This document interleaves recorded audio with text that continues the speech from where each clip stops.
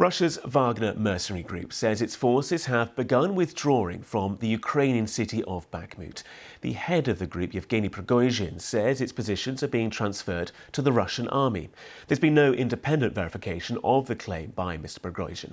Meanwhile, the United States estimates that more than 20,000 Russians have been killed in eastern Ukraine since the start of the year, many of them fighting for Bakhmut, where street-to-street fighting continues. Our defence correspondent Jonathan Beale met a Ukrainian family who've paid a heavy price for the defence of the city.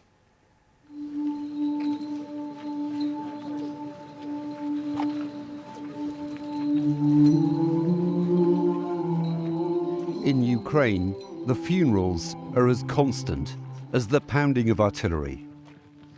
Each soldier's death a sacrifice for the nation, a family's loss. But few like this, an entire town in grief. For Maxim, a young man who gave his life for his brother. When war broke out last year, they joined the army together. Bloodiest. Maxim was 22, Ivan just 18. He was my best friend. All the time that we fought, we were in the same trench, in the same positions, in the same unit, in the same team.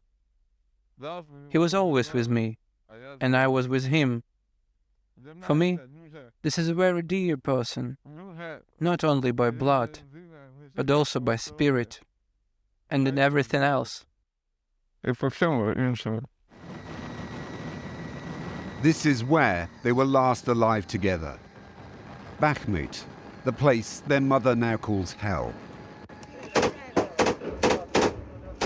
This is them engaged in brutal house-to-house fighting, before a Russian shell landed right next to Ivan. When I got hit, I was paralyzed. At that time, I felt like I couldn't do anything. I fell and felt something warm. Then I realized that I was bleeding heavily. Because I'd already experienced war, I knew that I wouldn't survive. But my brother didn't let me die. He saved me.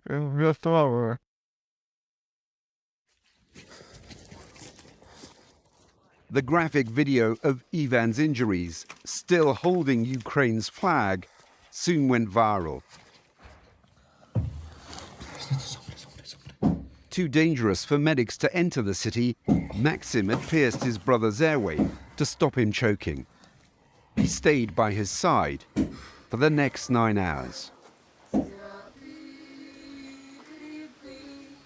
When Ivan was finally rescued, Maxim chose to stay in Bakhmut to fight alongside his comrades.